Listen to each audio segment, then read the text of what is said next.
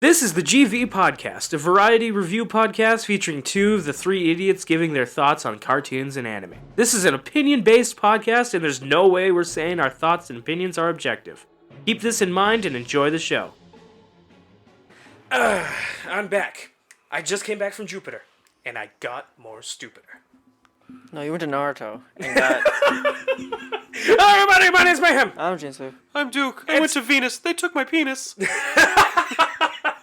And today we're here to talk about the one, the only Naruto, but Naruto Shippuden. You mean the filler followed by the filler followed by the filler? Followed by the filler. Filler arc. Filler arc followed by... Oh, hey, we actually got a few chapters. Let's make those immediately and then back to filler. Oh, yeah. Which, it's the thing that pisses me off of. I have the filler list at all times whenever we watch the show, and I know when the next filler stuff is. And it's literally the way you break it down is so stupid. Like, when it comes to this second series, basically. Yeah. Of just, you basically have, like, okay, canon, stretched out canon, all this stretched out canon, and then filler, a little more filler, and then you get the final arc where it's like, how about we put all the filler here? How about it's all here? Well, that's the thing, is top that heavy. they had to make this version of the show. Naruto Shippuden has to exist because the entire show went on hiatus as regular Naruto, made a whole bunch of filler, finished off everything, and set up a time skip. Yep. It's the most craziest idea that ever could happen for a show. In order to make sure that everybody still had their job to make Naruto Shippuden. Just, oh my god. How much of Naruto do you think, Jinsu, that you know is filler or were unsure if it's filler? I mean, Duke already showed me the... he already showed me the list of all the filler. He didn't show me all of the filler, but he showed me, like, the beginnings of Shippuden and all of its filler. So I know about it, but... I never really sat down to watch Naruto. I kind of just like filled myself in on tidbits and would like watch reviews on the manga chapter or something.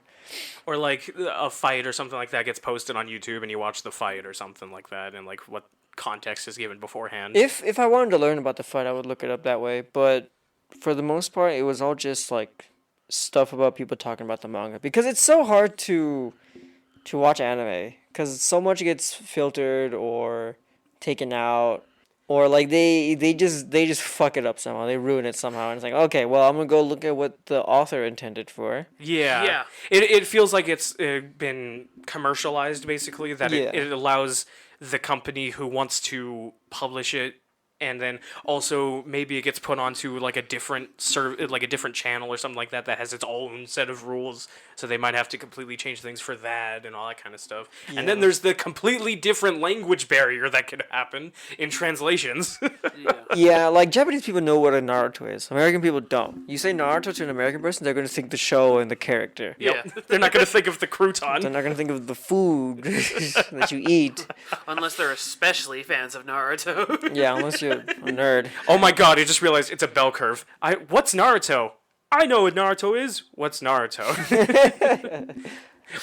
Damn, I'm hungry. Oh my god. But this first arc, I gotta say, it had a good idea. Then the pacing problem happened. I give it a like 8 out of 10 story-wise, and I give it a -3 out of 10 pacing-wise. Pacing-wise, yeah. It was that... There was literally a part where they have, like, a time limit. Like, literally, at the end of the day, bad things happen. Hey, everybody, let's stop, take a nap, and then we'll keep going. Why you running? Why you running? Because people will die if I don't? Calm down. Take a nap. You're not you when you're hungry. And my friend's not here when he's dead. Yeah, that was the most frustrating thing about watching this. We mainly skipped a lot of filler, and I've said my piece about filler 1,000 times, that it's just like filler, it's a thing for more of people who are watching week to week and who don't really care too much about the difference of the story that like what the author said. They just they just enjoy the show. That's what they have filler for, and it keeps the show going. But this one having the filler problem and the pacing problem at the same time at one of the most important parts of what I assume to be the rest of the show. Yep. Is crazy to me. Absolutely crazy. They gotta remake Naruto. For those curious, by the way, it's the first arc of Naruto Shippuden, the Kazekage rescue mission. The rescuing the Kazekage of the Sand Village, also known as Gaara. And I got something that might upset you a little more. What? We didn't skip any episodes. There was no filler. There was no filler. That entire thing was no filler. Yeah, that was 32 episodes of canon. Oh my god. I can pop up as a quick check real quick to see how many, like, when the first episode of filler is. But it's another thing that bothered me the reason why I was a little more excited about Shippuden is they've got very short arcs. Short arcs that are very impactful. That's the thing that I will give Naruto, is that it's a lot more, obviously it's shorter than One Piece, and the delivery and everything, it's simple, but not like in a bad way. Do you get that? Does that make sense, Shinsu? That like the shorter arcs and everything it's simple, but like more concise and a lot more easier to consume if the pacing wasn't terrible. That like thinking back on it all like when I condense it down in my brain, how much how the manga had it. Yeah, to how the manga had it. It's a lot better than actually watching it and going through it. What do you think about that? Like how with condensing down, in hindsight, I think that's what I'm saying. Well, what are you asking me? Hold on. Oh, wait, no. I talked myself into a corner. Shorter arcs that are more simple and concise. Well, it really depends on how the rest of the arc flows, or how the rest of the story flows. If it, like, you can have short arcs, that's fine, but as long as it's like important to the rest of the plot, like it'd be really annoying if it'd be really weird and confusing if Oda just brought the Fishman Island arc as like a new thing without first introducing Arlong's Park. Arlong's Park was a short arc, but it established like part of the world. It put more depth into the sea monster or the sea kings and the fishmen. You meet the fishmen. Yep. And like first you get a bad perspective of them, but then you're given an opportunity to really learn what's going on. You realize that there is very much a fine line between Arlong's vision for the Fishman and Jinbei's. yeah. Like the Fishman Island arc isn't even bad, but without Arlong Park beforehand, that little tiny piece, it loses a lot of soul. A tiny piece at so far back, and then also a time skip happens and all that, and then Fishman Island. Arlong Park is really more for Nami than it is for the Fishman as a whole, but it's a really smart way to bring it in and to do that. But and Naruto has moments like that too, but the filler just kind of and the pacing of the anime just kind of like space it out so much that it's like this is so much more fluff than it needs to be. It's like having a cake that's like 80% frosting and like 20% cake, and you're like, dude, let me just have the fucking cake. I'll eat it. get a special knife to take it all off. That's what. Oh my god, that's how I watch anime. All that frosting is filler and all that kind of stuff, and like bad paced episodes, and the knife is us just skipping all of that. That's how I eat my burger. I remove the lettuce. You remove the lettuce, the tomato, the cheese, the filler, the ketchup. Yeah, the filler. You eat the most canon of foods. I read the manga. I read the manga burger. The manga burger. Also, I found it. You found it. Oh god. Episode 57. How many episodes of canon do we have left? Oh, of canon do we have like left to watch, and then when do we skip? Like, do we have 20 episodes of canon to watch next, and then we skip 13 episodes? There's so many.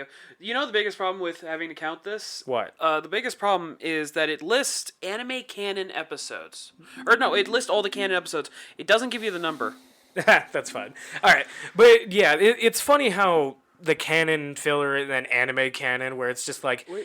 it's something that gets used in the actual story, but it didn't show up in the manga at all. Don't worry, trust us on this.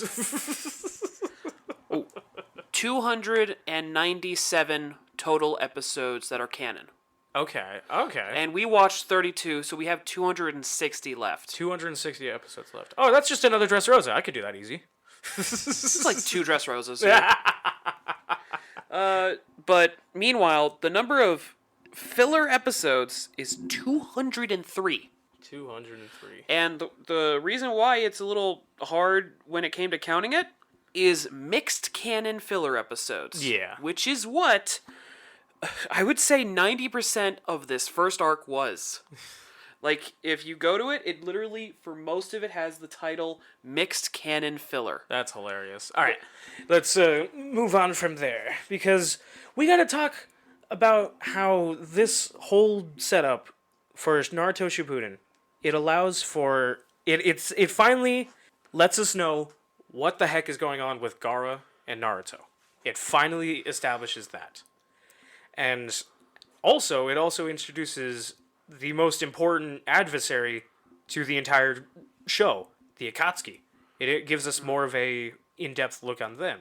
And I feel like that was a really good place to, like, if there was a more perfect place to introduce the next series, because obviously they had to, because Naruto was around for too long, and like basically rebranding the series as Naruto Shippuden. This had to be the best place for them to do it, because the Akatsuki, setting up when Naruto and Gaara are, it all just goes full front. There's nothing more to the mystery of more of like who they are and what they're about, because like this is what they are going to do. Obviously there's smaller mysteries and revelations that we're going to get later on, but like this is where it finally comes forward. I agree. I really like the Phantom Troop. Yeah, that's the thing that you said, that these guys were made after the Phantom Troop because Hunter x Hunter came out way before Naruto and was an inspiration. The Phantom Troop was an inspiration for the Akatsuki. That's amazing. Yeah, Jinzu, I was actually checking that because we actually had a discussion about that a while back, like asking about that. Yeah, it turns out that like Killua and Kurapika, just combine those two. That's what Sasuke is. Yeah. He came after them. We had a whole discussion about that, like wondering if like it was before or after, and it's like no, it was Togashi basically had the blueprints and was like, look, I really like this, and Kishimoto, I really like this. That's why it's Nothing okay. bad there. Yeah, that's why I say it's okay if you get inspired by something, inspired by a show or something like that. You don't have to make it. As long as you obviously don't make it the exact same thing, as long as you do the same idea of what it is, like the evil team and all that kind of stuff, the Phantom Troop, but then you repackage and make it something completely different, and you get the Akatsuki. That's what I say about people who are worried about being inspired by something. My favorite like version of like idea is watching a Quentin Tarantino interview where he's saying like, I've copied everything. Everything in my movie is not original. It's all just shit I find cool and really like, and I'm like, I want to make a movie about this, but like change it a little bit. And that's literally all he's doing. Yeah. So that like lets me have the excuse of just like copy, like, oh, I think this is cool. Let me just combine the things that I like into one, and then I'll try making that as original as possible. Yeah, because Jinzu, you're making like a rough draft of like something like a show or story or something that you really want to make, and one of the ideas that you had was like this internal being inside the main character, and like when you first told me about this, I never knew about the whole thing with Naruto.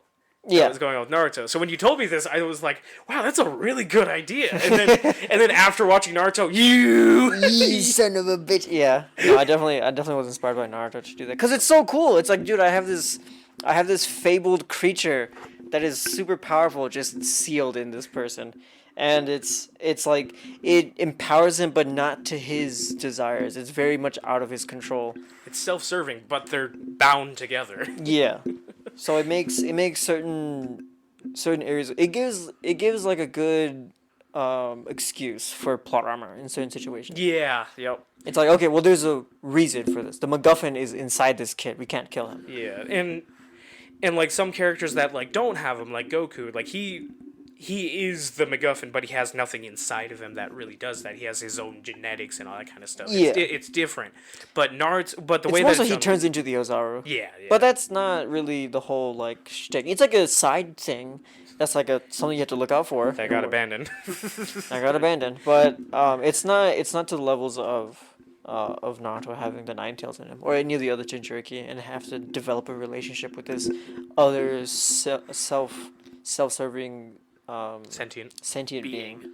And that's the thing too, because like what I've seen of like early Dragon Ball, that's what they kind of were like treating the Great Ape, like treating it like some alter ego thing. But then obviously it gets abandoned. I think that was another inspiration point for the main creator of Naruto, that he was just like, wait, what? You just left that behind? Come on! And then he goes and makes the whole relationship with Naruto. And then in this, they actually start to expand upon it in this new arc that we go through. Because it then shows that Gaara and Naruto aren't just similar in that it's like a demon thing that's together. No, they're actually part of like this whole group thing that's all together. And what are they called again, Duke? Oh, the Jinchuriki? Jinchuriki. By the way, I was gonna say. You have 2 years, goddammit. I've heard the joke before of like when it comes to all these different shows and like, oh, this was inspired by this. Of you've got the people of like, oh, it stole it, but then you've got the people who are actually like, oh, that's awesome. And so the new phrase, just peak inspires peak. Peak inspires peak. An easy example of what you just said. Yep. Funny enough, Pow World. Yes, in Pow World, the Jinchurikis of Pow World. No, but Jujutsu Kaisen has the easy example where Akutami saw the whole thing with Naruto and with the Nine-Tailed Fox, and was like, but what if I made it more confrontational, like even more with Sukuna, yeah. And it's just like, let me introduce this guy. They even have a panel in the manga of like kid or brat, of like him looking up with the like whole like worried face. And immediately he just goes, no, that's not what that story is, and has him go on a rampage. That's the entire point of Jujutsu Kaisen. They look at you and say, this is not a Nine-Tailed Fox situation. This is Sukuna. Yeah. It takes the original idea and then transforms it into something new. And just make it scary. So yeah, and they take Kakashi and they make him goofy. And just like with Kakashi, they cover up a part of his face, and all of the men-attracted peoples of this world are now thirsting for him. They make him goofy, and they make him Tumblr sexy man. Yeah, Tumblr sexy man, yep. If Jujutsu Kaisen came out in around the same time that Naruto was coming out, it would be a full-on war between Kakashi and Gojo lovers. Yeah. It already is. Yeah, Kakashi's old news. That's what they sometimes say. I just now put out a death warrant for myself. You might have. I think I heard like a fangirl outside our room, like getting ready to kill you. You know how I'm gonna open the front door to confront them? The same way that Gojo does. Swing in his arms and listen to music, and I get shot dead. No, you're gonna find that one guy on Instagram, Brown Bakugo, and he's gonna pop through your door in his fucking wheelchair, ready to kill you. What Netflix person are you talking about? It's a guy who dresses up as Mike Guy all the time. Makes videos with a guy who dresses up as Kakashi. That's his name? Yeah, his name is Brown Bakugo. Oh my god. That's hilarious. He does a collab with another famous cosplayer, and King Chris, and she pretends to be Rock Lee. Yeah, yeah, and it's so funny. And it makes their entire interaction very different in my eyes. Oh yeah, what was it? My guy, are you my dad? What? Well, who's my parents? I don't know. Fades away. No. Turns out there was no Rock Lee. Yeah. He was a manifestation of Mike Guy's need for Kakashi. Rock Lee was just Mike Guy doing mitosis. Yeah. That's what Metal Lee is. Yeah. Maybe the real Rock Lee was the friends we made along the way. The real Lee was. Really? Alright. This story, like what we were saying, with this arc, it was very short. Can we talk about the story? And how short it is? I can jump through pretty quick. We come back from the time skip, which I prefer the One Piece one. We come back from the time skip. We get Nami. No, because the characters get better. But we come back from time skip. Everybody's advanced. Meanwhile, Naruto is basically still the same, except a little more mature, I guess. And taller. Yeah, and it's like, well, I was able to control my Rasengan a little better. Compared to, I learned Gear 4. I'm sorry, I got comparisons there. Isn't it the same amount of time? 2 years? Yeah. 2 years. In the same time, for 2 years, it took a 17 to 19-year-old to learn the next step in his evolution. And then 2 years for a 13, 12-year-olds. Would you say Naruto 12? Wait, but you can't make the comparison between Luffy and Naruto because Luffy had the Gum Gum fruit when he was like 8, and then he was already he already developed level 3 by the end of the first part. So Gear 3. He already had Gear 3. Naruto didn't, and he was like 17, 18 in the start of One Piece, and Naruto's like 14. Yeah. He's 12. No, he's 12. Yeah, I would say 12. Yeah. He's 12. He's 12 and learning a super high-tech technique that no one else knows except for his teacher and the guy who taught him that. Yeah. I can't say it is spoilers, but it just comes down to it for me of just like I feel weird because like I have that comparison available from the big skip. three. From the big three, each of them do have time skips. Like, for example, Bleach has a time skip, but in all fairness, when it comes to Bleach's time skip, all it is just that he gets a little more mature. Like, he doesn't advance his power because in the time of the time skip, he doesn't have his power. Yeah, That's so the there's no entire way to thing. actually train it there. Yeah, so there is no real advancement for Ichigo other than maturity. Meanwhile, you have Luffy, where his entire thing is he became a little more mature. He's still a dumbass. We love Luffy, but he's a dumbass. He's still in full swing. Yeah, he's he's in still full Luffy. swing post-time skill. But also, he advanced his power to such an insane degree that something that absolutely crushes him previously is like fodder to him nowadays. Also, not to be too bad of an interrupting thing, but the place where Luffy was training for the 2 years, where the animals and everything, that area was a bit a lot more survival intense compared to probably what Jiraiya put Naruto through. I mean, have you seen Sage Mode yet? They haven't shown anything about the time skip or like what Sage the time. Sage Mode happens does not show after the time skip. Luffy he barely learns hockey by the end of the time skip. Like not barely. Like he's completely like understood hockey by the end of his time skip. It's just the time skip just takes place during different points in the story. Yeah, I feel like the points. comparison isn't necessary. The comparison, I understand where your comparison is. Yeah. It's also the 2 year time skip thing. They all do it. They all do it in the big three does it in 3 different ways. When the main character has to mature in himself, when the main character in Bleach.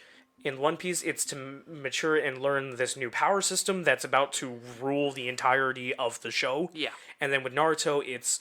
I haven't seen enough of Naruto to know exactly how to describe the time skip, but it's definitely more for, like, bringing them more mentally to the same battlefield as everybody. Not so much everybody with... Luffy's technically the only one that has the thing to do with power system. Yes. This is not internal as much. I will say...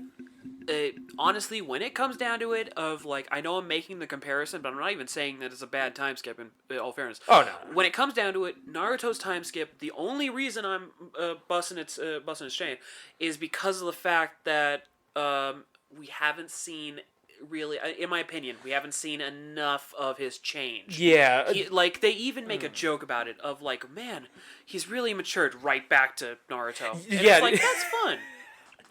He's really matured. Instantly freaks out about trying to get ramen and wears his froggy money pouch thing. And wow, Sakura, you sure are a girl. I'll say this: the reason why I was annoyed when it came to that whole thing of like the not changing aspect, he hasn't fought yet. Yeah, Think about it for a few seconds. He's not fought one person. Yeah, strangely enough, the one who in this arc gets like the best fight scene out of anybody is Sakura. We get to see her growth. She actually, and yeah, that's why like right now I'm actually like, We don't see Sasuke in this one. Sasuke does not show up Oh, in no, the yeah, entirety. Sasuke comes after you meet Sai. We just met He's Sai. in the first episode. Ooh. Remember? He was in the first episode. Oh yeah. That's right. They do a they do a wow, would you look at this sort of thing, and then they go back in time. They do one of those moments. But yeah, we don't see anything that like Naruto's learned physically. Like, the in only all fairness, thing we only know of his maturity. Like, he's grown more mature, which I'll say this: he's more mature than most of the rest of the cast. I'll say that right away. But it's like that's the only thing we currently know. The only things that he really did was like a few faster Rasenguns. That was like the only thing that we've really seen is like faster ones. And then when he went into almost rage mode, once. I would say probably once. He did it twice. No, because that was Itachi. Remember? Itachi had him in an in-between zone. Oh, so technically that doesn't count. Fuck you. Yeah, no, actually it doesn't because Genjutsu. That was a Genjutsu. So literally nothing that he did in that zone mattered. And so the only fight he really did get involved in, other than the end with Deidara, was Itachi, where he gets in a Genjutsu and breaks out because of everybody else. It didn't show. That was my only problem. Like, in One Piece, you have the comparison of the moment that Luffy pops in, you get to see that he's a little more mature in comparison, and he's a little more powerful. And how much more overpowered he is than literally everybody on Saba Oni. Exactly. Compared to Naruto, where you get the maturity, you don't get any semblance of how strong it is. I have no idea, like, how strong he is currently. Or if he even learned any new moves or anything like that from Jiraiya. Yeah, it's a question right now. Like, for anybody who does not has no idea what happens further on, it's a question right now where he is on level even with, say, Sakura and Kakashi. That's not exactly a good thing. Yeah, when it could be, obviously that's going to be refuted soon. But when you might be considered to be weaker than Sakura because you haven't been able to show off is not a good thing. Even Kakashi got growth. Yeah, he got a thing. But wait, I just realized something absolutely hilarious with you saying the not being able to show off his powers yet. That's future Trunks after they go through the hyperbolic time chamber.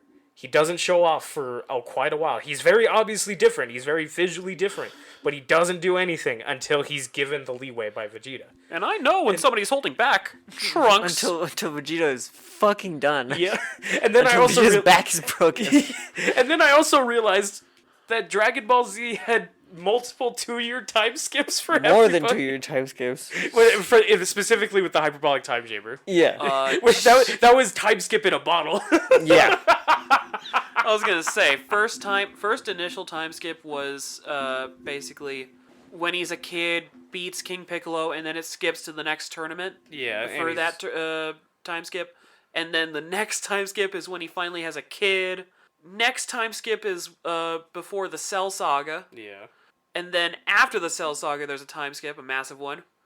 Wasn't there a time skip between the Saiyan Saga and actually between the Raditz coming in and the? It was a whole year. Yeah. Yeah. Time skip. There was 1 year time skip then, and then there was I think another time skip when, after they fought against the Saiyans and they needed to recover to go to Namek. There was another time skip I think like 6 months. It was a shorter one, but yeah. But still, obviously, they're not going to be like we're going to have an episode for every single one of these 6 months, so you have a time skip. Yeah, and then after Namek, there's another time skip. Super and GT are also time skips. Super and GT have time skips. Jesus. Well, they are the time skip. In all fairness, of like it literally is skip over to this time. I don't think while they're making Super, I don't think they considered the end of Dragon Ball Z at all. I don't think they were trying to find because Say they are. like obviously they're gonna say they are, but like I don't know. There's something weird about and like really weirdly inconsistent with how Super is going and how the end of this Dragon Ball Z is. Yeah. And then Z ends with Goku finding Oob and leaving. Why not continue the story from there? I feel like that's mainly because of because they're. I feel like he just doesn't really know exactly what he wants to do with that, and I feel like he might have like had some experiments with it, but then obviously the GT and Super pitches, and he was just like, "Fuck it, do those." I think he's just retconning Z. Probably. I think he's just straight retconning Z. He's just pulling another Gohan right now. That's what it is. When it comes down to it, that's what it is. With Gohan, he literally said, I didn't know what to do with him. That's what he's doing with Oob. Yeah. He's going like, oh, Oob is coming. I don't know what to do with him. I love Toriyama. Like, he made a great story, but at the same time, that is the dumbest fucking thing. Yeah. Okay. We could talk around We circles ran about about Dragon Ball too much. We could talk about it. It's too easy. It's too easy. But It's too easy. It just gets under our skin. Because Naruto... But yeah, with Naruto and its time skip, it was a little bit... It felt a little too early for Naruto's, like... Naruto as a character, I feel like it was a little bit too early, but obviously in the story it made sense. Because obviously they had 2 years before they can go get Sasuke and all that kind of stuff in order to be on par with how strong he's most likely is and all that. And obviously they have to kind of show off... I feel like what this arc does is that it sets up the Akatsuki, sets up the Jinchuriki, and then it also sets up the allies. This arc sets up everybody except Naruto. That, like, Naruto is, like, that Jiraiya especially is like, Naruto's stronger, he's more mature, don't worry, it's gonna happen. He says it, but we don't get as much of an example of it as we do get the example of his allies, what we're going to basically be doing, what we're racing for, and who we're racing with. Yes. That's what seems to be the setup. We set up all the allies, all the very important allies that will be featured heavily in the following episodes. Yes. Like the Sand Village. Yes, they even have a fucking joke about it. I'm pretty sure Puppet Guy literally does nothing for the rest of the show. Oh my god, that's hilarious. Meanwhile, the fangirl, Tamari, Jinzu, does she do anything after this other than marry Shikamaru? There's a war arc, Yeah. and she fights in the war and doesn't die. Yeah. I mean, So it's more credit than some people get. Oh, so that's why they get together. They have to repopulate. it's not even that. Their relationship is actually well written, but Yeah. like Crazy fan powers has actually nothing to do with everything. What will we do with these giant flames that are trying to kill us? she just gets undermined at every opportunity. Like any chance she gets to look cool, the villain is just cooler. There's no other way to explain it. They're just like everyone else is just cooler than her. So like she, in terms of active role, like her active role in the story, she doesn't really do much. But as like a character, she's really great. Yeah. But like she's more of a like person that comes from the Sand Village to like help or talk. yeah, to and she's people. like Gaara's sister or cousin or whatever the fuck their relationship is, and like, I don't know. She's like the number one communicator between, in terms of, I guess, like political. She's important because Yeah. she's like the main in between for the Sand and the Leaf. Yeah. Yep. She's the one going back and forth. She's the one who marries Shikamaru, who's like the other head honcho of Shikamaru is also really important for like what the Leaf does politically, like later in the story. Yeah, he's definitely going to be a very important person when he's older. Yeah, but yeah, that's really it there. But the characters get wasted. Launch! Go punch Frieza! How am I here? I hate to say, that is what it makes it sound like the Tamari is the equivalent of. Launch? She is Launch Oh my being God. told to go punch Frieza. Tomari is the launch of Naruto. Yes. No, it would just be Launch pulling a gun and then unloading the whole thing on Frieza, and Frieza just staring at her like, "You're serious." We don't use those anymore. Anyways, except for my soldiers who use it in Super, and they're actually effective on people who are supposed to be immune to bugs. because it's space laser versus live ammunition. Tamari is the equivalent of what if Tien got his happy ending. Oh my god. Nah, because Shikamaru actually likes Tamari. Yeah. Tien doesn't give a fuck about Launch. In other words, what if he got his happy ending where he actually got the hot chick? Actually realized that he No, instead he didn't have to focus on his shoulders. No, instead he opens a dojo which doesn't do anything. That's actually what happens in Super. He opens a dojo? Yes. Oh my god. Okay, we can talk about... He's the next crane master. And then Krillin should be the next Turtle Hermit. Okay. Let Roshi die. Story. We get to see that everybody else has basically advanced over time to the fact that most of the original Konoha 13 are now Jonin like most of them are like up there in rank. Yeah. And it's like, oh man, I better catch up. Like, man, imagine like Gaara. Oh, he's the Kazekage, motherfucker. Oh. And so we cut over to. He surpassed you at every opportunity.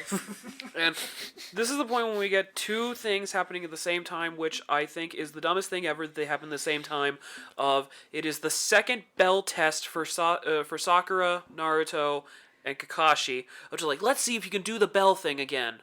And it's like, okay, that's really cool. That's really cool. Don't have it at the same time of Gaara getting attacked by the Akatsuki.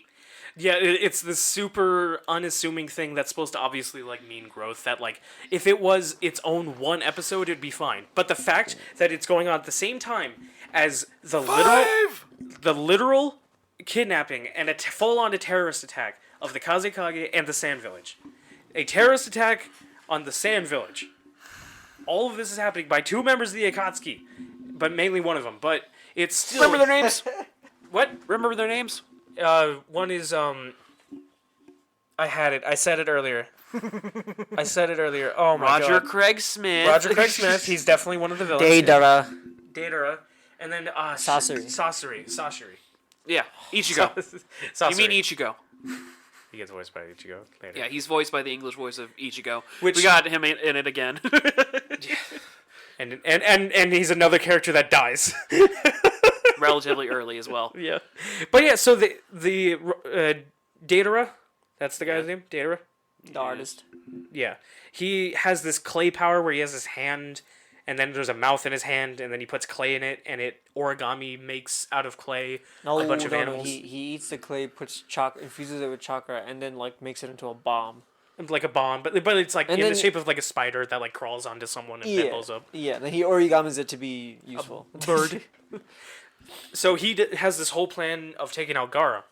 And that's the thing too, is that like there's a really cool like back and forth between these two, because like he has bombs and animal things that like work in the shadows, and Gaara's using all of his sand. Turns out it's revealed that Gaara has put all of his like magic sand that he's put it all over the village. So basically everything has a fine layer of protection. Though I'm pretty sure at every single restaurant they hate him because they have to keep trying to clean off everything. There's dirt everywhere. Yes. But yeah, it was a very cool detail to showing that Gaara is actually one of the best people to protect this village, because obviously he has the sand powers of the sand. And it was a very cool fight that they had. Very cool fight. It's very good. Like he's very good at protecting the sand until he gets nuked. Yeah, protected the sand. Unfortunately, not himself. Now it's the glass village. The sand village was the glass village. Yeah. But so he gets captured and then kidnapped, and there's the other Akatsuki dude, and he's very cloak and dagger, where like you can't really see exactly what he's doing at all times. And little by little, we get to see more of what he actually is. He's actually like a puppet master. Turns out he's made puppets out of people. He's made puppets out of his parents. He does a bunch of that kind of crazy stuff. Turns out that wasn't his parents. Like, that wasn't their body. Aww. It was just basically his granny was like, oh yes, you can turn anything to a puppet. You can make anything a puppet. And he's like, really? And so the first puppets he made looked like his parents. Okay, so they just looked like his parents. Okay. But yeah, so we get that whole... We get a very good backstory with him about all of the puppet master ninjas and all that kind of stuff. That's a thing that I'm seeing more and more of with the Akatsuki, is just how much that they actually like shaped the world that they live in. It's a very, very cool detail. Like, every single one of them is a very pivotal person in their own right. And then there's the asshole. The Akatsuki is the definition. Each member, I will tell you this right now, they're the definition of fuck the older generation. Literally every one of their stories, you saw that with Sasori, every one of their stories is, I was happy, and then I wasn't because some old fuck said, no, the government. Literally, the government. because this old person who's somehow in charge of the government because of lineage because of being old. and being like, nah, I want it. Yes, it was totally just one person that's involved in all these different massacres across the entire planet.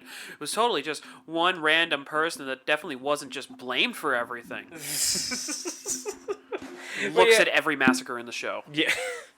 It was just, it's a very interesting use of the Akatsuki, because, like, obviously the Phantom Troop is just kind of just, like, this team of mercenaries that were kind of... really like to kill people. That really like to kill people. They're all murderers. Yeah. But the Akatsuki are actually, like, they want change. They want to destroy the old world and use the best of the best and all that kind of stuff. Then Orochimaru is just like, yeah, I want to be better, and just leaves them. Yeah. That's all I'm seeing as Orochimaru. Now he's the purist, where as soon as like the Akatsuki start like deviating a little bit from the path, he's just like no, and then just goes full 0 to 100. Yeah, it's kind of implied of what he just did, of just like I want to do this, and then he got a little too close to something and was like, no. It was like, like I think it was the kind of thing of like he was trying to fuck with stuff like Itachi. And it's like, don't fuck with Itachi. Come on, man. Yeah. What about you, Jinsu? Do you prefer a evil team that has a mission, or an evil team that is just straight up just a team of we like to kill and also being bad is pretty cool? If a group never has a motive, then it's really hard to get behind why. Like, for the plot, I think it's really unhealthy for a motive to ever be lacking in any character. Yeah. Because if a character doesn't have a motive, what the fuck am I reading the story for? Why are we here? It's the reason why I like the Phantom Troop so much when it comes down to it. Of they don't have the combined motive of like, well, we want to avenge this person. Well, except for that one arc. But no, their combined motive is we really, really like money and killing people. We all like money and killing people. What if we got together and killed a bunch of people for money? And also just so happen to be in the way of the main characters and are really, really, really strong, and they have to overcome us. Like, if you have that as the motive, you need to have like a mirror motive, basically. Yeah. You need to, like something has to be. There has to be something complementing it. Otherwise, it's like, why? Why is this here? Like, okay, this is cool. This adds like, this is an interesting obstacle, but it's not that interesting. It loses its interest when meaning is lost, when like there's nothing to really get behind. Like, but the Phantom Troop is a little different because they're kind of like a device in a sense for the main character Kurapika, because exactly. all Kurapika wants to do is just kill them, but then they're actually given screen time, they're actually given character, so it's not boring. Yeah. So you're not like, oh, it's these guys again. Oh, it's these assholes. Whatever. Like, I kind of didn't like that they got shoehorned into the Chimera Ant arc. Yeah, I was kind of annoyed. I was like, what the fuck?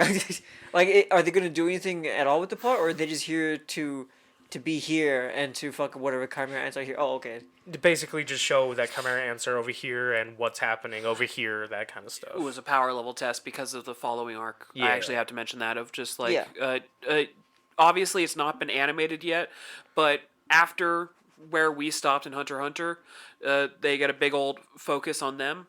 Like, I can mention this because it's not going to be animated for probably a decade or more. Like, spoilers in a decade. Yeah. We get a massive fight in the next major arc of Hunter x Hunter. It's Hisoka versus Chrollo. Yeah, the leader of the Phantom Troop. They fight, and it's amazing. Yeah. Okay. And that is basically their moment of like, okay, all the jobbers of the Phantom Troop are at this level. Now imagine their leader. And in the very next arc, here's their leader fighting. The leader, yeah. But what about the Akatsuki, with like the fact that each and every one of them has like some impact on the world, and like obviously that Shusuri made all of the puppets and is basically the person who started puppet ninja arts and all that kind of stuff. Like, do you like it when the history people turned out to be bad guys?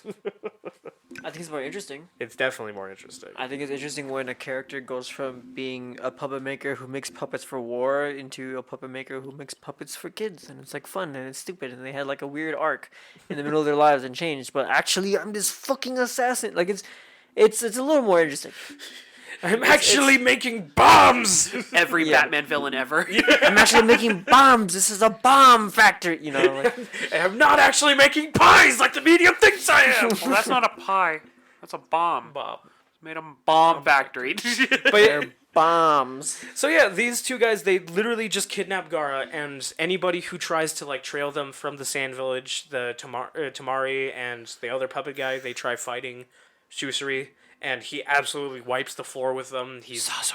I'm gonna remember sauce now. Sasori. Saucery. There you go. Saucery. But he absolutely wipes the floor with pretty much anybody who tries to tail them.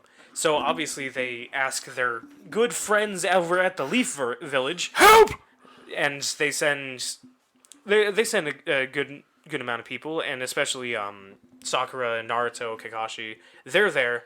It takes longer for Might Guy and his team with Rock Lee, Neji, and Tenten. It takes a little bit longer for them to get there, but they end up all going to try and trail and find Gaara, who has been taken to this very special room. It's a secret hidden base, like one of their many bases that the Akatsuki has, and Gaara is getting drained. He is getting the best head. So much that it's going to kill him if it completes. That is a thing that gets said and our main characters know about.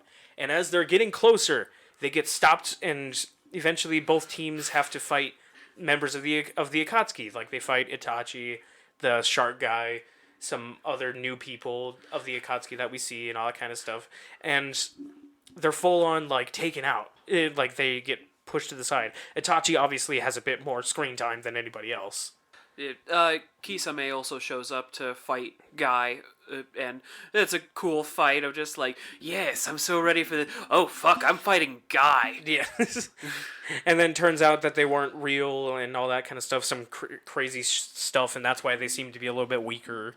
And so, but this, like, short time that they distract them, it gives them enough time to to have more time to drain Gaara of his Jinchuriki. Yes. Jinchuriki. Which is the raccoon thing. What's his name again? Actually, no. Jinchuriki is someone who is hosting a tailed beast. Yeah. The tailed beasts are called Biju. Biju. Ooh. Okay. Yeah. But what's the name of the of Gaara's Biju? It's the first tailed beast. It's Shukaku. Shukaku. Yeah. And so, like, that's basically what they're doing. But what are you saying, dude? I was going to say, just a little interesting tidbit that I thought was kind of cool. They mentioned that Kisame has a shit ton of chakra, and so that's, like before he even leaves, it's just like, hey, could you lend us a cup of chakra real quick before you go? Spare a cup of energy. Yeah.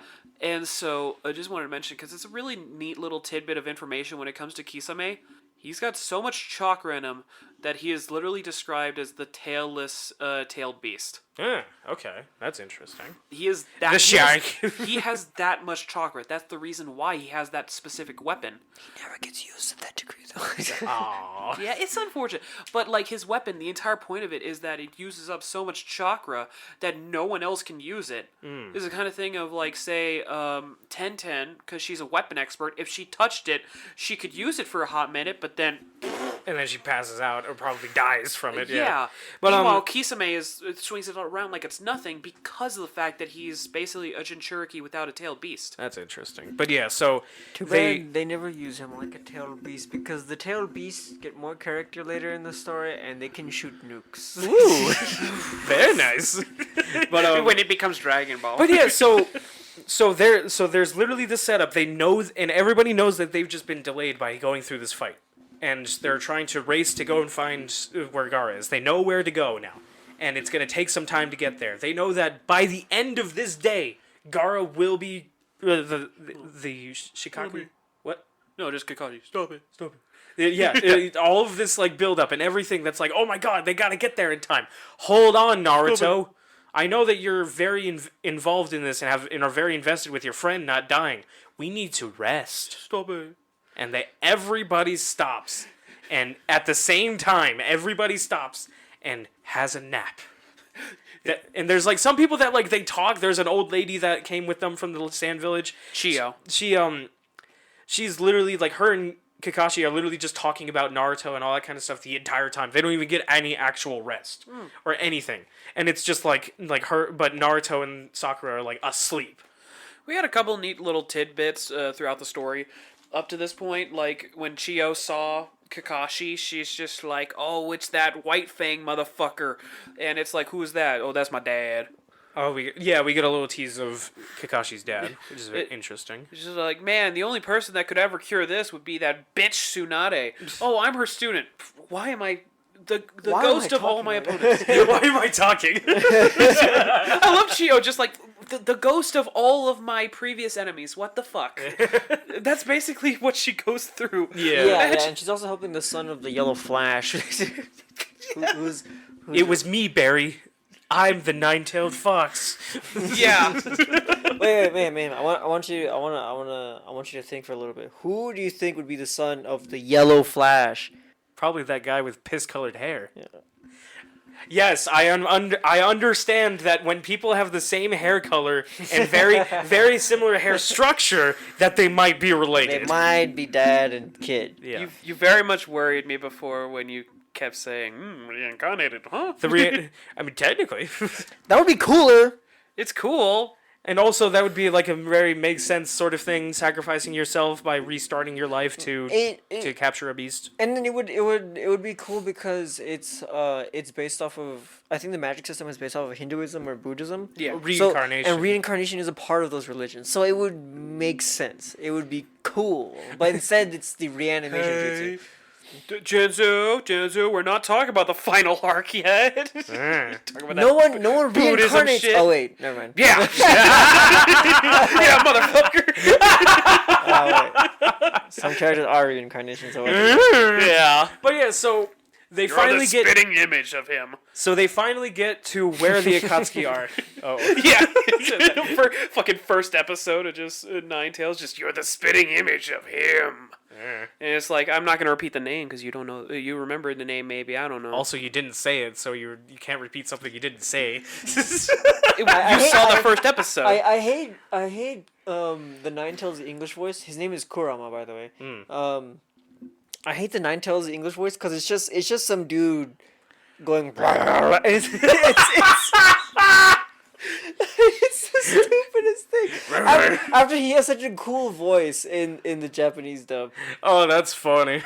Like he has a genuinely like piercing voice, but in the English dub he's like, I know you from little. And it's like, really, that's his voice? It's the demon voice from the precursor things from Jack and Daxter. Yeah. I'll get you, gadget. Oh shit! The name of this voice actor is awesome. Paul St. Peter. Paul St. Peter. How awesome of a person, how lucky to be that you're named after two popes and apostles. Motherfucker is Zemnis. Huh? Give me that. He's Zemnis. Yeah, there you go.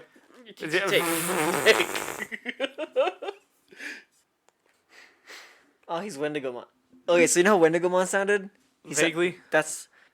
Oh, wait. Somebody once told me that. That's how Kurama That's how Kurama sounds. That's his voice for the nine-tailed fox.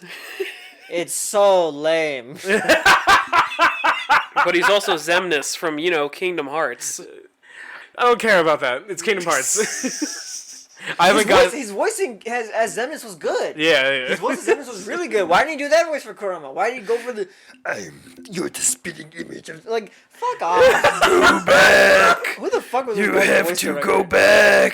Yeah, that's mainly the main thing to ask. Who is his voice director that wanted that voice? Shit. Yeah. Who said that voice? You were going to hand him back the mic, weren't you? I thought the mic was on mine. Hold on. I just want to show my hand. This is pissing me off. Fucking... While he's searching, oh god, other things to mention. Yeah, we get to see how strong Sakura is now. I talked about her power boost between. Yeah. And she's able to punch a goddamn hole into the ground the size of an entire building. She's another case of, okay, she's not related to Tsunade. Is it Tsunade? What the fuck did my voice want to be? Tsunade. She's not related to Tsunade, but she pretty much is. Like, that sort of thing. And She may not be. What was it? That fucking line from Yondu? She's like, he may be your father, but he ain't your daddy. but he ain't your daddy. She wasn't your mother, but she ain't definitely your mommy. She's definitely a mommy for a lot of people. She's the mommy for a lot of people, dude. My son has to call me bruh or some shit. That's all I think about when anybody refers to that. Hey, Zemnis. Oh, I see what kind of voice you're having the idea of for the Nine-Tailed Fox. He should have done his Leomon voice for it. Hi guys. He's also Leomon. That's great. Oh my god. Leomon, Kurama, Zemnis, Wendigomon. That's hilarious. All right, one more thing, Jinzu, and then we got to get back to the story. But continuing the story. Fist bumps the giant thing that wants to eat him.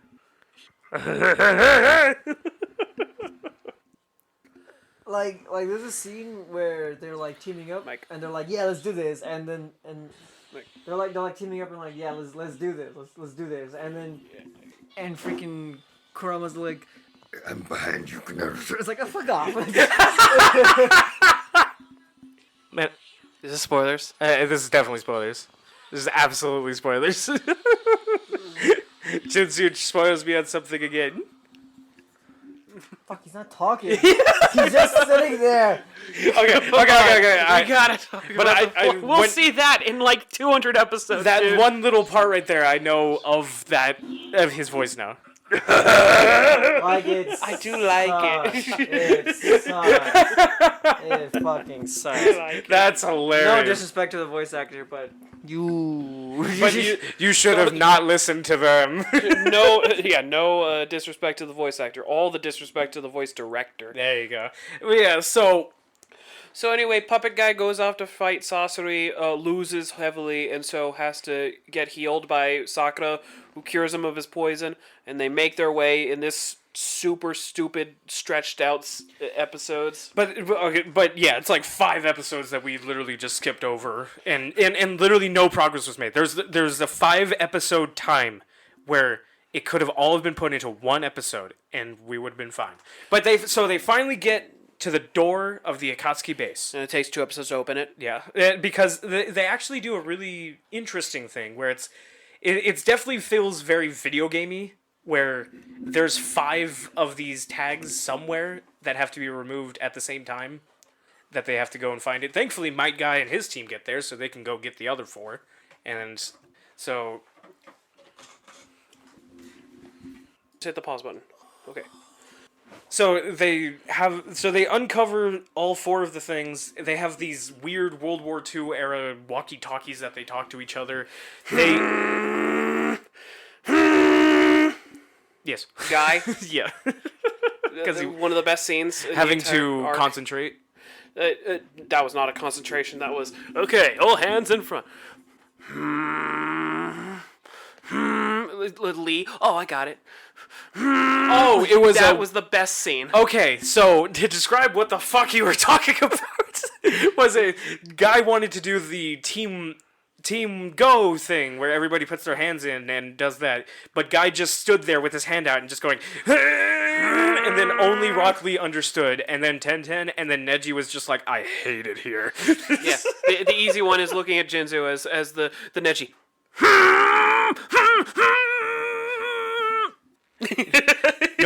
Nobody wants to be the Nenji. People find out that they're the Neji. The Nenji. Yeah. But yeah, so they go and do that. They pull off the things. There's like a duplicate version of them that they have to fight. I am you. You are me. Sort of situation that basically distracts them enough. And they find the door opens and they go in. And it's just Datara and Sasori. Discussing art. It's just them. Everything's gone from that room that we saw. The weird-looking statue, Gaara getting his life force sucked out. It's all gone. Because they succeeded and took The Gaara's one-tailed beast. the Just say one-tailed beast. Yeah, I was trying to Shukaku. Shukaku. They took Shukaku, and Gaara without Shukaku is dead. And That's the case for any Jinchuriki, by the way. Yeah, You take it, they're dead. yeah, they're bound to it. They're spiritually bound to it. And basically, there's a bit of a split up where where Naruto and Kakashi go after Deidara, who's carrying Gaara's dead body because Naruto doesn't believe that he's dead. And Grandma and Sakura stay behind to fight Sasori. And this is where we get like the reveal that he's a puppet master, and is also grandma, the old lady, that's his grandma. And she's like, I'm coming to kick my grandson's ass because he has finally gone one step too far in attacking the Sand Village. And there's actually a really good amount of time and pace with Sakura and her fight with Sasori. Japan's favorite Naruto fight, by the way. It's actually crazy. The only good Naruto fight. The only good, Not you. The only good Sakura fight, I think you can wager. There's so many good fights that are spoilers. Yeah. But Sakura? But Sakura? I think it's the only good Sakura fight specifically. Oh yeah, it's specifically her only good fight. Yeah, yep. With this random guy. Really? With a member of the Akatsuki.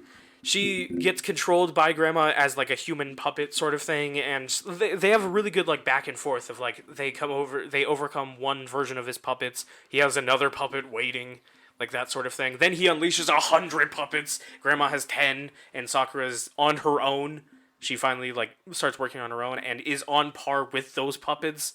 It's a crazy thing that we see of like her and the 10 from Grandma, that like it's all of them versus a literal army. Most unique designs, they'll never be used again. Yeah, they're so crazy. And it's basically like they're trying to figure each other out, trying to overcome and outsmart the other and all that kind of stuff. It's great. And like I honestly think that entire thing almost made the terrible pacing worth it. It was like it's very slightly in favor of the fight, of me enjoying it. Is that like the second time they've done that? When you think about it, is that like the second time they've done that? The Sasuke retrieval arc? Yes. Yeah, Sasuke yes. retrieval arc. Remember how fucking laggy that was? And then that last episode, which was so goddamn beautiful, yes, that it made it all worth it? Yes. It's precisely that. And they do it over a shorter amount of time because it's a Sakura fight. But meanwhile, One Piece having a good episode like every few episodes, which makes the pacing worth it. Yeah. And then, so, when Naruto and Kakashi are chasing after Deidara, he literally says, Deidara's just like, I better get Naruto on his own. Don't you guys think that it's hard for Sakura to be on her own? And Naruto's just like, yes, she's completely useless. Kakashi, you better go and save her. I'll take him on my own. Kakashi's just like, he's trying to bait you, right? Naruto immediately falls for it. But yeah, it's just this... Naruto is very much able to be outsmarted very easily. Yes. That's why he needs Kakashi there, to make sure he's not. How old is Kakashi compared to Naruto? Because I know he was a kid when... He was like a kid when Naruto was born. Yeah, like a kid / like teenager. I would say he's in his like 20s. That's what I would wager.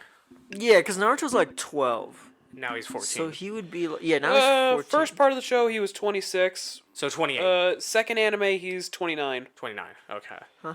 Yeah. Okay. Don't worry about it. He's 29 in the second series. Let me look up Mike Guy. But yeah, so... How old is his boyfriend? And they... that is not what they are. It is when you force it on them. The same age. The same age. Mike Guy is 29. Holy shit. Well, he's 30. So just a little older. No. But that's still funny.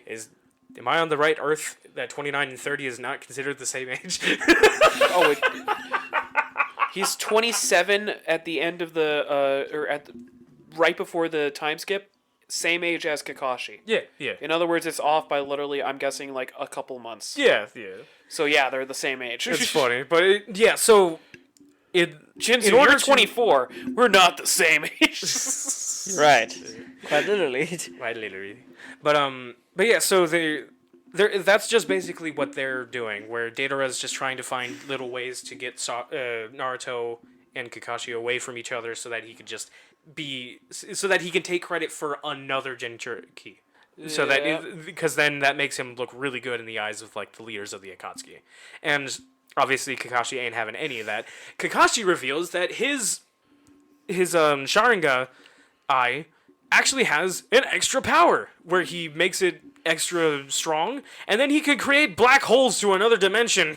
Apparently, there's a thing for like the Mangekyo Sharingan they've mentioned before. That word of basically like the extra of like if you kill your best friend kind of thing. Oh, you have to go through that type of trauma. okay. Yeah, and so he apparently has that Mangekyo that he's able to use now.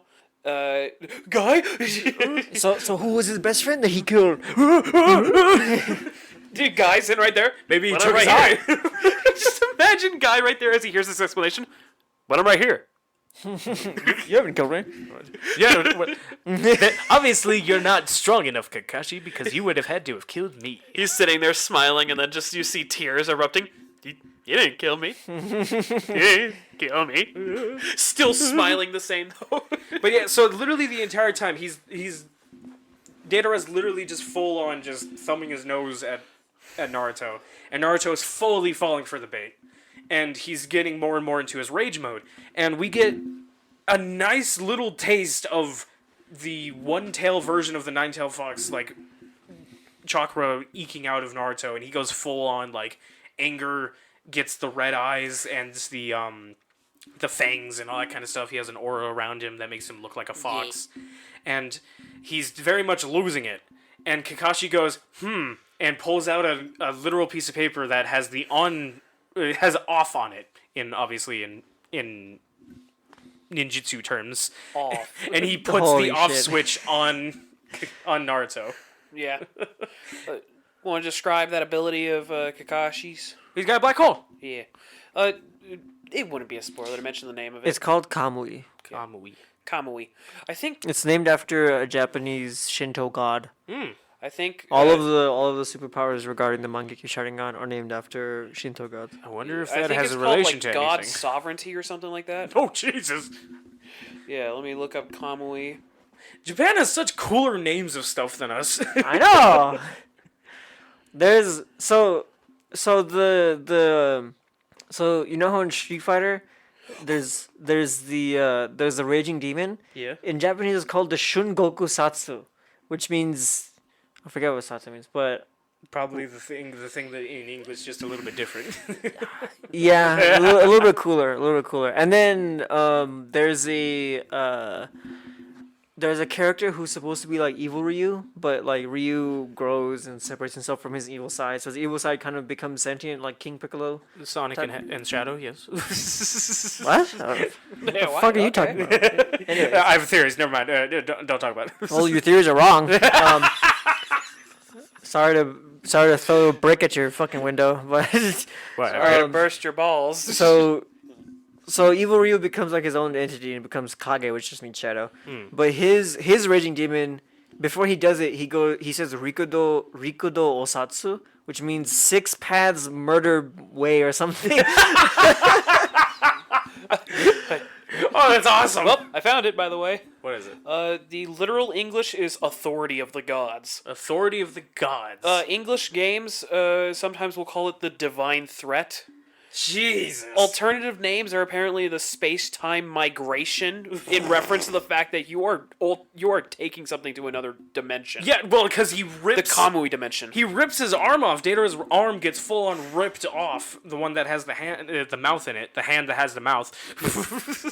Yeah, his arm is basically eaten off into another dimension. And so, obviously, he... It's weird that they find it later on. Yeah. No, they don't. Datara does, do. in order to No, they don't. survive Naruto, he full on, kamikazes himself trying to take him out. But obviously, it's just a ploy to survive Naruto and fight another day because he's revealed to be alive. That kind of thing.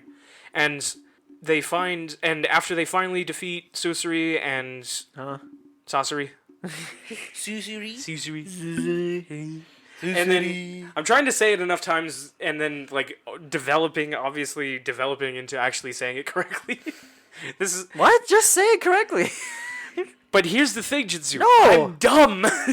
Just say it right the first time, and stop getting it wrong after. Don't worry, I don't have to say his name anymore. After basically he has the just trying to make a world a better place, and everybody's just like, die. Right. She died.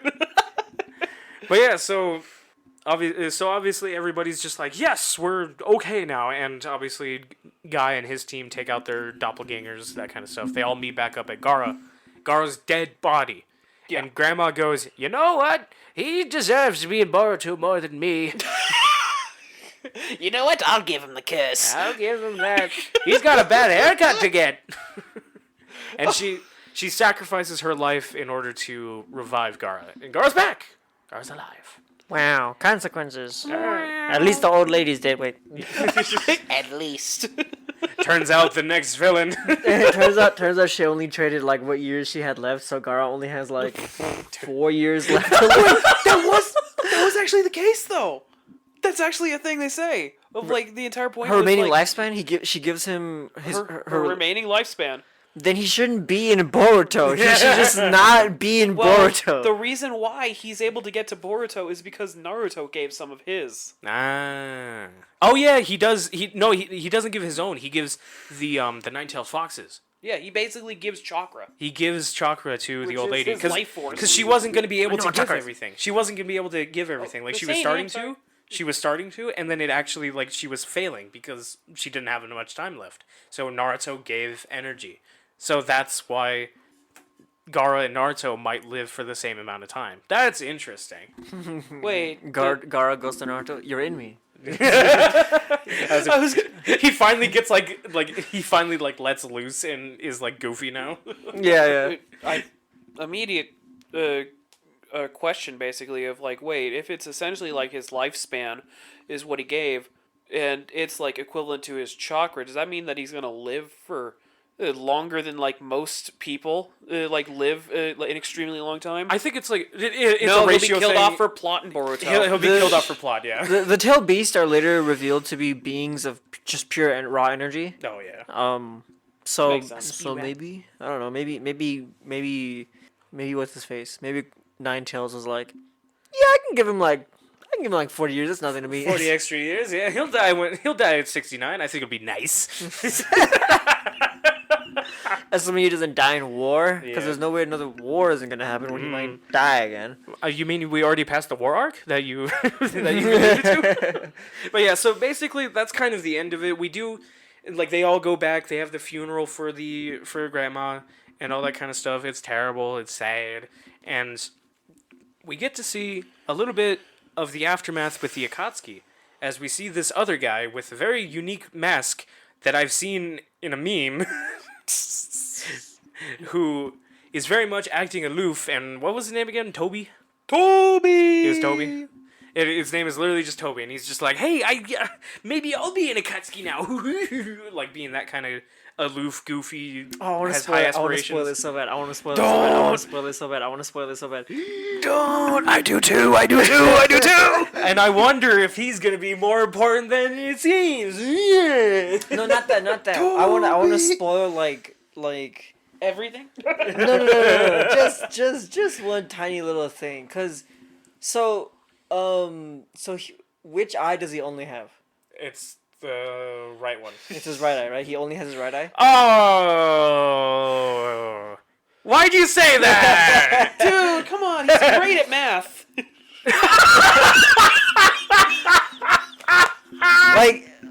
He has one eye. Or does he? But, one eye. But it's his right eye. He only has his right eye. And which one does Kakashi have? That's a Sharinga.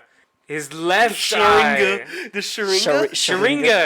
Sharingan. Sharinga. Gone. Sheldon has a fucking ninja. Uchiha Sharinga. Yeah. Fuck you, Jinsu. I can go ahead and mention, like, as we're getting near the end. So who's Toby? Hey, who did he kill? You may have spoilers for all kinds of shit now, but on the bright side, it's the journey there. We all know that. Yeah. I mean, there's a massive spoiler you mentioned already that you know that I know that Luffy has Gear 5. Other than that, yeah. that's also true. Gear 5 is just Super Saiyan Luffy. Yeah. It really is. So like if I were to, so like when I say legendary Super Goofy. when I yes Super Goofy. Looney Tunes. He let me hit because I was goofy. He goes from okay. I shouldn't say Super Saiyan. I should just say Super Looney Tunes. Yeah. I've seen some Super Toony. Super Looney Luffy. yeah, Super Looney Luffy. Super Looney Loo. Looney Toony Luffy. Oh, that's great. For the next upcoming arcs, by the way, I get to mention of like how many episodes. The next arc we get to watch is actually going to be less. It's going to be 21. After that is it'll be around 30 because of the fact that each arc is so short. But I may keep it smaller. Don't touch my toe. $30. I may make it the 17 episodes for that one, and then the remaining 12 after will be another video. Basically, it's very arcs. short, very, very short ones. We're going to focus on arcs and all that kind of stuff so we can kind of, in the same way that the show does it, that we can kind of focus on these areas and what's happening exactly in it. Yeah. Not so much like with One Piece where we have to talk about so much. We're going to do it a lot less with Naruto because we can talk about it a lot less. And then there's the 4th grade ninja war. All right. Half of it being filler. I will say this arc was good, if not for the pacing. Yeah. I like this arc. I do. Like, mind you, it was the first, like, major arc I watched getting back into Naruto. Yeah. What was it? I think, they just started showing this weekly on Toonami, so I started watching it. And it's like, oh, man, this is fucking awesome. It was very good. Yeah, I love this. Like, the puppet fight, I saw it. It was like, this is the coolest thing ever. And I think I ended up missing the episode with Kamui. So, oh well. But later on, finding out more stuff, it's like, man, this is a really cool story. You watched the episode next week? Oh, yeah, that did happen the last couple weeks ago, last time I watched it. Thanks for reminding me, show. Meanwhile, me nowadays, get on with it! Yeah. But otherwise, I would say just the major problem with it is just how slow it was. That like pacing. The number of things in the show that could have been picked up, but no. We got to make it as slow and agonizing as possible. It was a very interesting choice, and I do hope that these shorter arcs that do get made, and when we watch it, that we're going to watch, I do hope that they do kind of learn from this, because this is obviously the first one back, kind of. That, like, they're back into the swing of things and not doing their own thing. They're doing the actual manga now. Yeah. I do hope that they do kind of get the swing back, learn, and get a bit better on the pacing. I'll say, for me, unfortunately, I don't remember much of what happened. Stop messing with my toe. What does the feet have to say about it? I don't remember much What of... these dogs gotta say about it. Sorry, you saying? I don't remember much of the next bridge or whatever mission. I don't remember much of the mission other than, like, some of the character stuff. Like, I remember Sai. I remember he was an interesting character. And I remember other characters that show up in here. But I don't remember much from it, from when I did watch it. Well, that's a great way of making me excited for what we're going to watch Sexy next. lady. The best way to put Naruto is essentially, it's like, whoa. It's the heartbeat of someone in a coma. It's the heartbeat of somebody whose heart stopped. Heartbeat of someone who just died. And then once you reach the once you reach the end, it's actually just becomes basically it's what's it called, CPR. Staying alive. That's the heartbeat afterwards. I've got a question for you today. Yes. Without revealing too much spoilers, what number of the nine-tailed of all of the beasts, the Benji, was that what they were called? Benji, Biju. Of all 9 of the Biju, which one is your favorite? Without spoiling which one it is, just say what number it is. Which one is your favorite, and would you also want as a power? It's okay if you say Naruto or Gaara's. It's okay. I would not want the one tails because the one tail will keep you awake every night. Yeah, you can't sleep, and you go, death, must kill. Yeah, and then nine tail in terms of Raw power. In terms of raw power and density would be the strongest because he has more tails, so he's just stronger. Yeah, go figure. And Kurama doesn't really do anything. He only really comes out if like he isn't sealed. For the most part, since he's sealed, he kind of just fucks off. He just and he's sleeps. just chill.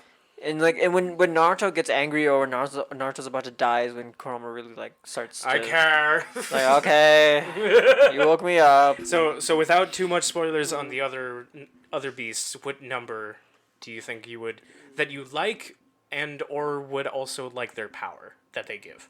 8. 8. I like 8. Okay. Cause he chill. Do you need the list? No, I know them all. I know them Okay. all. I'm a nerd. Don't be careful with showing that screen. Yeah. I was gonna say. And for the sake of mayhem not accidentally getting spoiled, I can go off of it by memory. But Jinzu, I can guess 8. I'm gonna just go with Goku. Oh, so it's a monkey. There you go. 8-tailed monkey. It's not. No. 8 tails is not a monkey. Oh, okay. 5 tails is. Oh. Cause 5, or was it 4 tails? I think it's 4. 'Cause I'm 4 tails has pretty a- sure it's a good signifier for thumbs. It would be good. No, 5 tails. Was it? He's got the list. He's got the list. No, I don't have no, I didn't pop up the full list. I just popped up a single character because that's all I remembered. Okay. What animal has 8? 4. He's known for being 8. He's 4. He's 4. Okay, so Octopus. and his name shall henceforth be known as Octopops. Octopops. Anyways.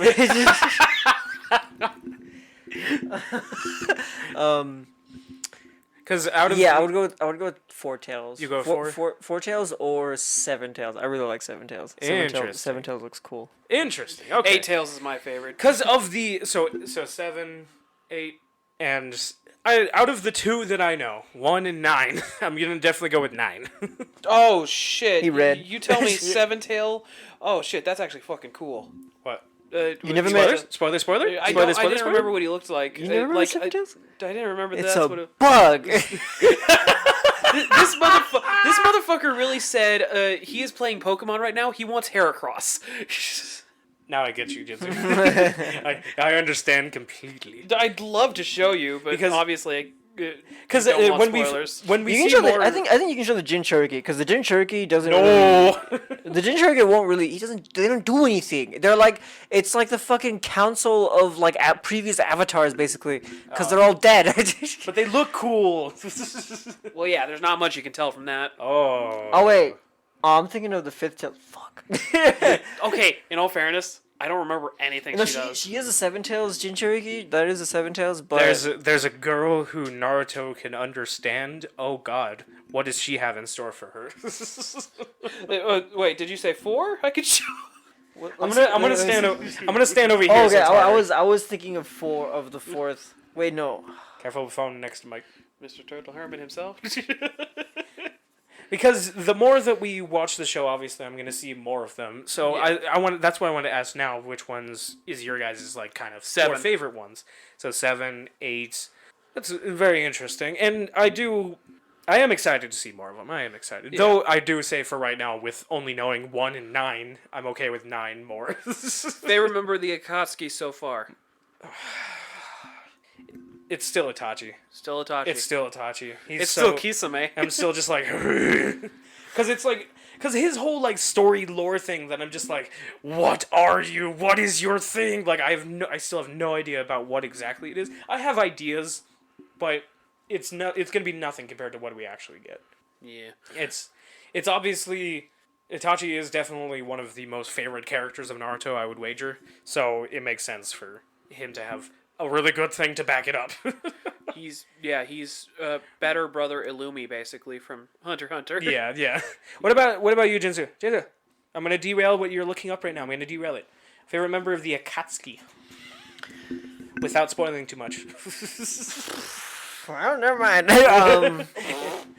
Well, how do you think that we'll see them soon or not soon? It doesn't. I really like the shark guy, but he kind of gets screwed over. So it's kind of boring watching him, but he looks cool. And then there's Itachi. I think is really cool. Deidara, Deidara, the boss of the Akatsuki is really cool. He's got a cool voice. Yeah, his English voice is badass. Oh, pain. Shut up. What the fuck are you talking about? Yeah. You can't give spoilers. I give spoilers. I'm Spoiler Man. Yeah. In all fairness, you don't really know anything from a name. Well, yeah. So, what's the name of the arc that's next, Duke? Next up, Tenchi Bridge Reconnaissance Mission? We're going back to the bridge. Yeah. Oh my god, we started off with bridges. Now we get to go back to Burnham. Hell yeah. Well, thank you, everybody, so much for watching. If you liked it, subscribe for more, and we'll catch you next time. Anything to add, Jitsu? Eight Tails' name is Gyuki. Wow. Is he a fish, or is he a spider, or is he an octopus? No, he's a squid now. He's actually a kid now. But what if he was a kid now? Alright, bye! If you want to see more of our content, you can find our YouTube, Instagram, and Twitter on our Linktree at linktr.ee/greenvillains. That's linktr.ee/greenvillains.